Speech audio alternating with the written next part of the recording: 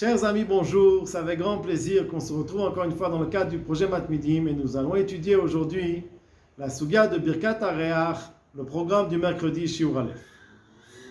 Alors le programme du mercredi, c'est la continuité du Tzlach qu'on a vu dans le programme du mardi.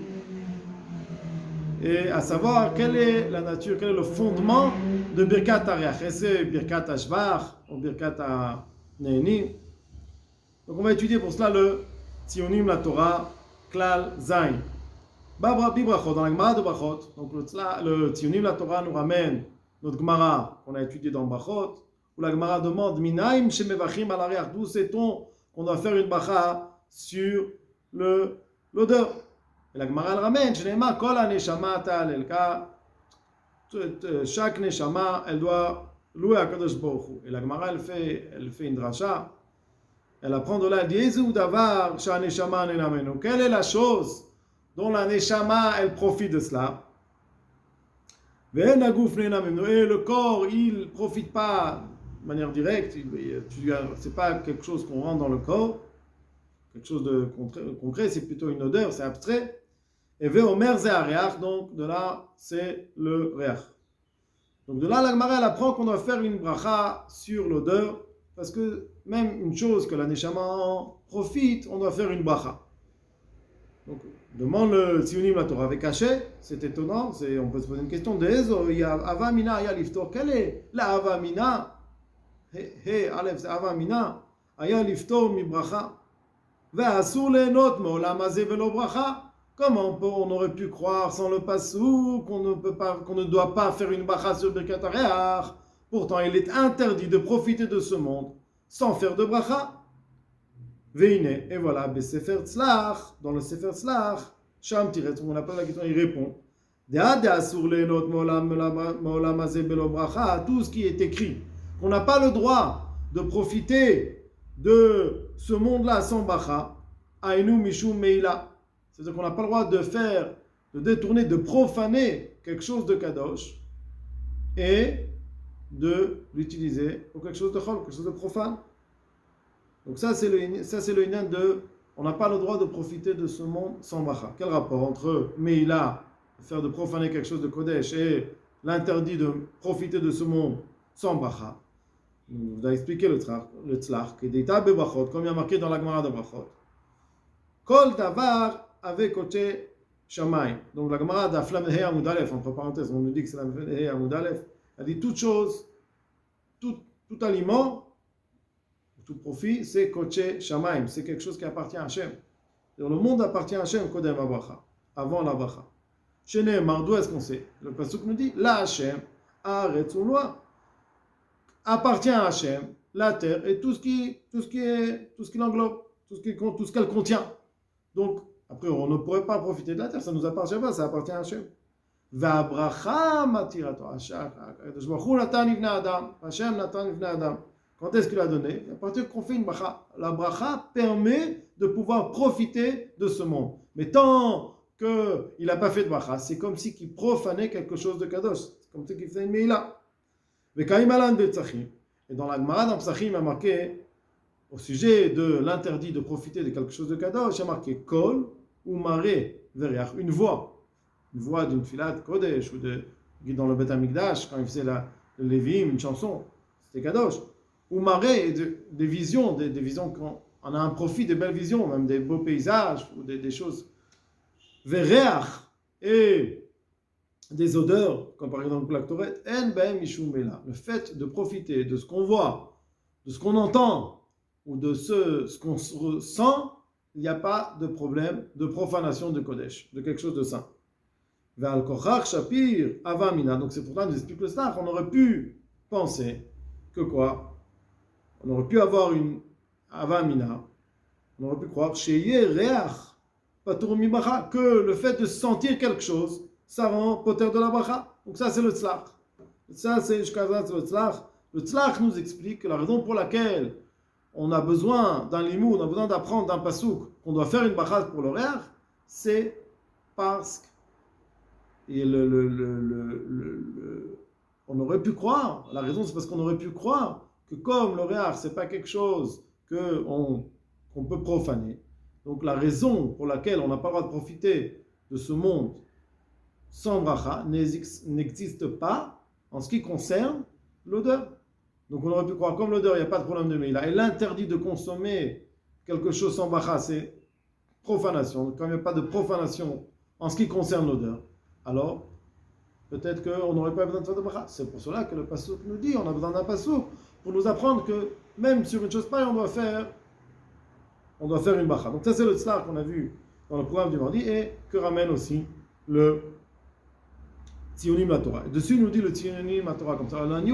Selon mon âme, on sait, mon âme la vie, il y a une nafkamina, il y a une différence au sujet de la halacha.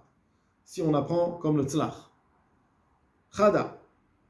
C'est-à-dire si on dit que le réach aussi, on a une mitzvah aussi de faire une bracha sur le réach, savoir est-ce que le birkat ha-réach, donc d'après ce que nous dit le tzlar, avant de continuer, on voit que birkat ha-réach, elle est différente des autres brachot. Si toutes les autres brachot, ce qu'on appelle un matir, ça nous permet de pouvoir profiter sans cette bracha qui nous permet de pouvoir profiter, il y a une profanation. Dans le réach, ce n'est pas une profanation. Il n'y a pas ce problème-là qu'on peut trouver dans tous les autres profits, ou alors on fait une profanation. Pourquoi? Parce qu'on dit que dans le réach, il n'y a pas de profanation.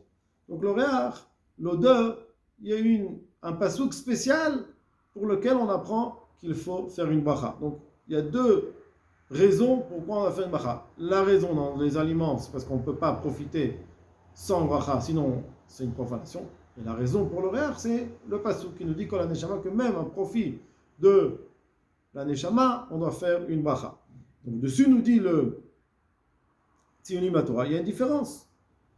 Au sujet de la halacha, il doit y avoir une différence. Pourquoi? Des katav à marcha, qu'est-ce que nous a écrit le marcha? Au début de la Gemara dans Psachim, da des safek brachot là, ce qu'on a dit que quoi? Que quelqu'un qui a un safek, s'il a fait la bracha, on ne doit pas refaire la bracha. Nous dit le marcha, lo shayach ela b'birkat mitzvot. De quelle bracha parle-t-on? D'une bracha sur les mitzvot, sur le shofar, sur les tefillin, sur le lulav, toutes ces brachot là. Si on a un safek, on ne fait pas la bracha. Pourquoi? Safek brachot là, si on a un safek, si on a fait ou pas la bracha, on ne fait pas de bracha. Nous dit le marcha, tout ce lien de safek brachot là, c'est seulement dans le birkat mitzvot. Pourquoi? Da brachot et namagvot, les brachot dans le birkat mitzvot, elles n'empêchent pas de faire la mitzvah. C'est-à-dire que la mitzvah elle peut être faite même sur la bracha. On doit faire une bracha sur la mitzvah. Mais si jamais on n'a pas fait de bracha, la mitzvah elle a été quand même accomplie. Aval, nous dit le marcha, mais birkat hanelim, dans les brachot qui concernent le profit qu'on retire de ce que l'on mange, assour les notes, c'est qu'on n'a pas le droit de profiter de ce monde sans bracha. Nous dit le marcha sur cela, il n'y a pas de problème de faire une bracha en vain. Pourquoi? Nous dit le marcha, s'il fait dans le doute, il a un doute, il a fait, s'il refait la bracha, ce n'est pas une bracha en vain. Pourquoi ce n'est pas une bracha en vain? Parce que qu'est-ce qui se passe? On va lui dire ne fais pas de bracha. Alors, dans le doute, tu ne peux pas profiter sans bracha. Nous dit le marcha, puisque tu ne peux pas profiter, donc pour profiter, tu es obligé de faire une bracha. Alors même si c'est un doute, la deuxième bracha, elle te permet, dans le doute, tu ne peux pas manger. Donc la deuxième bracha te permet, s'il y en a une, elle n'est pas levatala, parce que c'est elle qui va te permettre de pouvoir consommer l'aliment. Donc, on reprend. Aval bibirkat hanenim, les brachot qu'on fait sur ce qu'on profite, de asur leenot meolam hazeh belo bracha, qu'on n'a pas le droit de profiter de ce monde sans bracha. Lo averchash bracha levatala, il n'y a pas de crainte de faire une bracha en vain. Im yevarech misafek, s'il fait la bracha dans le doute. Pourquoi? De kevan, de im lo yevarech, parce que si il ne fait pas de bracha, yasur lo leenot, il ne va pas pouvoir profiter de la chose. As dans ce cas-là, nous dit le marcha, lo chashiv levatala, ain sham. Vimken, dans ce cas-là, d'après ce que nous dit le tzlar, que birkot hariach, l'odeur est différente des autres consommations. De là, vemishum matir, c'est pas le fait de la bracha, elle ne vient pas pour permettre de profiter et d'enlever cet interdit de profaner quelque chose de kadosh. De kevan de reach en bo mishum mila. Donc, reach, il y a pas, dans le reach, il n'y a pas de problème de profaner quelque chose de kadosh, comme on l'a dit. Rak kriuv grida. C'est seulement une obligation qu'on doit faire une bracha dessus. Mikra de kol aneshama. Et ça, on l'apprend du pasuk de kol aneshama, que toute âme doit remercier Hachem. Imken, dans ce cas-là, c'est pas considéré comme toutes les birkot anénim, toutes les brachot sur les consommations, sur les profits. C'est quoi là? Quelqu'un il a un doute, il a fait la bracha, ou s'il doit faire la bracha sur une odeur, sur une encens, dans ce cas-là, il ne pourra pas refaire la bracha. Parce que tout, d'après le marcha, tout ce qu'on doit refaire une bracha, c'est seulement pour nous permettre de consommer. Mais dans le réach, où il n'y a pas de problème de meila, donc dans ce cas-là, nous dit le Tzionim la Torah, selon ce que nous dit le marcha, qu'il n'y a pas de safek brachot les hakel, on ne dit pas dans les brachot qu'on fait sur ce qu'on consomme.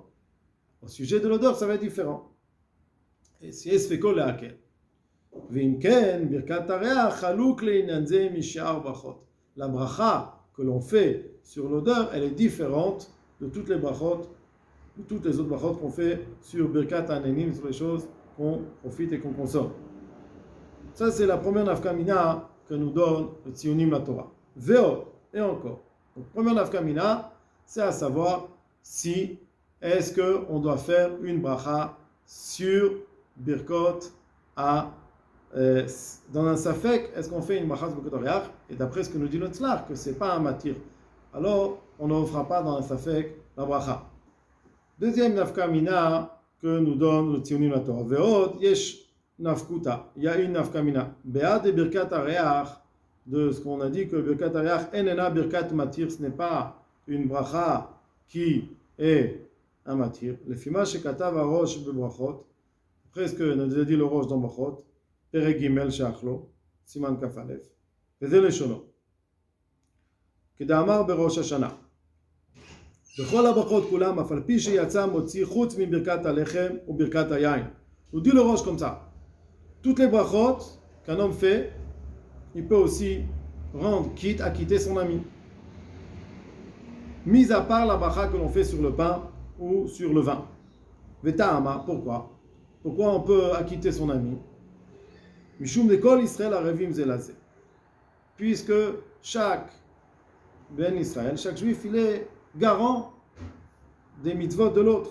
Et donc dans ce cas-là, il peut acquitter son voisin, son ami. Ou miou, par contre, birkat alechem va'yain shirotim lenot me'olam hazeh belo bracha. La bracha que l'on fait sur le pain ou sur le vin, qui est une bracha parce que on peut pas, on doit faire, on ne peut pas profiter de ce monde sans bracha.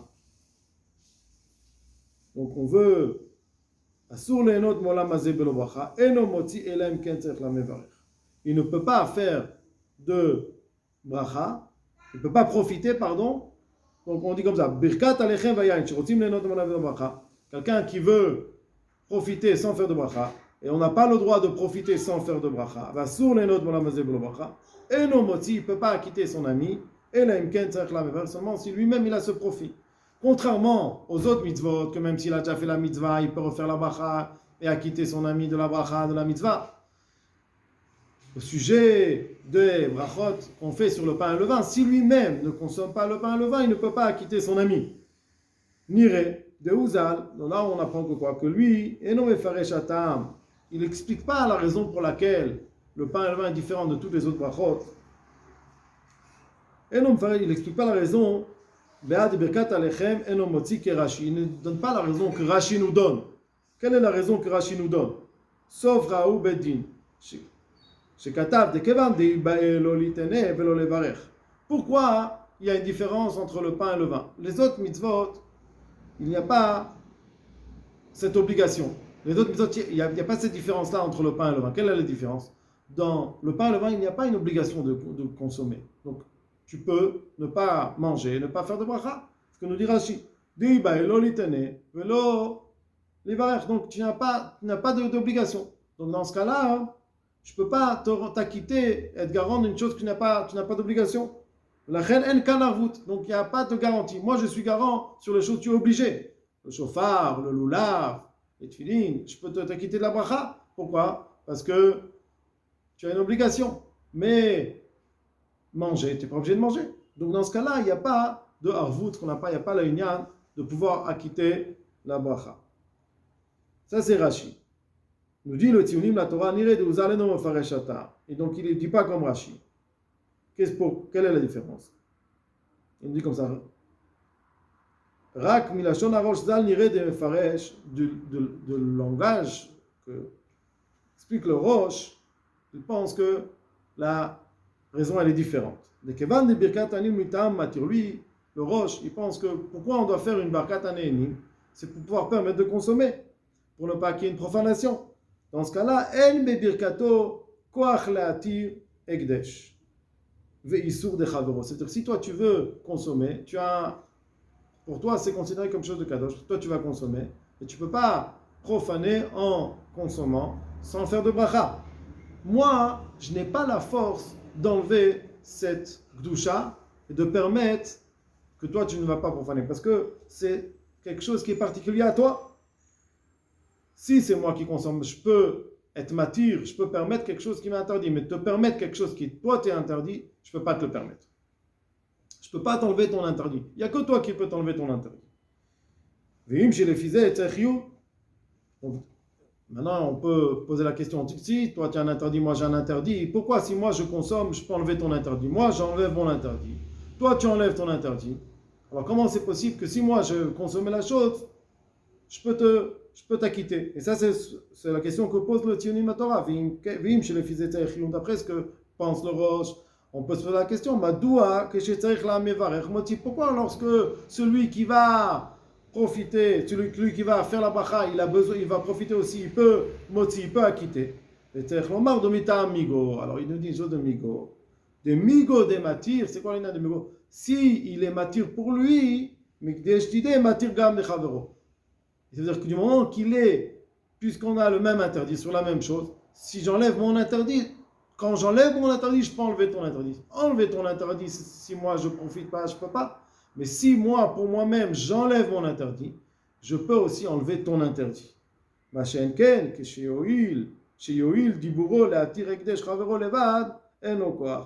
Si il veut faire la bracha pour enlever l'interdit de son ami, seul l'interdit qui est propre à son ami, et que lui, il n'a pas le même problème, alors il n'a pas le koach. Donc ça, c'est ce que le Rosh nous dit, que la différence entre les autres mitzvot, les autres brachot et la brachot sur le pain et le vin, c'est que les autres mitzvot, je peux t'acquitter de la bracha, alors que la brachot, anénim, la brachot qu'on fait sur ce qu'on consomme, que c'est des brachot, que la raison pour laquelle on va faire la bracha, c'est parce qu'on enlève le ekdesh, on ne veut pas profaner, on appelle un matir. Dans ce cas-là, je ne peux pas être enlevé, je ne peux pas être matir, je ne peux pas te permettre ce qui est interdit à toi. D'après ça, nous dit le Tzionim Torah. Si on parle d'une odeur, canal, donc d'après le Rosh, puisqu'on a expliqué que le fait de faire la bracha sur le regard, c'est pas un matir, c'est pas ça qui va, c'est pas pour enlever l'interdit de profiter d'une odeur sans bracha, parce qu'il n'y a pas de problème de profanation dans une odeur. Shapir moitié travers, donc dans ce cas-là, si mon ami il veut sentir quelque chose, je peux lui faire la bracha et l'acquitter de la bracha. Même si moi, je ne sens pas l'odeur, j'ai plus d'odorat, je peux. Cette svara-là que nous dit le Rosh, elle est étonnante, nous dit le Tzionim Torah. Pourquoi? Parce que qu'est-ce qu'il y a marqué dans Rosh Hashanah? Il y a marqué dans la Gemara dans Rosh Hashanah, Birkat HaMotzi de matzah, ou Birkat HaIn de kiddush, shechol leotzi, afilu kshiatza. Si moi j'ai déjà fait kiddush, j'ai déjà mangé la matzah, je peux faire la bracha sur la matzah ou sur le vin pour acquitter mon ami. Comment tu peux comprendre une chose pareille? Ou la svara anal, d'après ce que nous a dit le Rosh, Maïshna, quelle différence? Si jamais moi je ne peux pas, si jamais il y a la bracha qu'on fait sur la matzah et sur le vin, c'est pour enlever un interdit. Si moi je ne profite pas, alors je ne peux pas enlever l'interdit de profiter sans bracha qui t'est propre à toi. Aval lefi Rashi, d'après Rashi, nicha, pourquoi? Puisque toi maintenant tu as une mitzvah de manger la matzah, tu as une mitzvah de faire kiddush, et pour cette mitzvah tu dois avoir un profit. Chouv, alors gamal birkat anim yeshavu. Donc moi, je dois me porter garant pas seulement sur la mitzvah, aussi sur le kidou, sur le vin, sur la berkat anénim, sur ton profit. Ça fait partie, parce que maintenant, la mitzvah, c'est de profiter, de boire du vin, de manger de la matzah. Et sur ça, j'ai une obligation de t'être garant. Et donc, c'est ça qui me permet de pouvoir t'acquitter de la bracha. Donc ça, c'est la deuxième nafkamina que nous donne le Tzionim la Torah, à savoir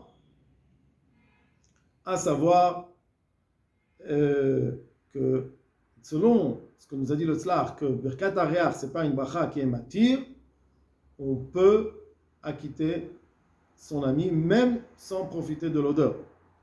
Troisième nafkamina que nous donne le Tzionim la Torah. Be'ad Birkat Ariach ena minal ta'am matir, ce n'est pas une bracha qui est matir. Le fima shekata ba'agaot Ashri, selon ce que nous a écrit le Agaot Ashri, perekama de brachot. Qu'est-ce que nous a écrit le Agaot Ashri? Que hol echad lo birech mikme de mitzvah mevarech achem mitzvah. Une personne, elle a fait une mitzvah, elle n'a pas fait la bracha, elle peut faire la bracha après la mitzvah. Yotze de chovato. Achen, ça c'est pour les mitzvot. Beseuda.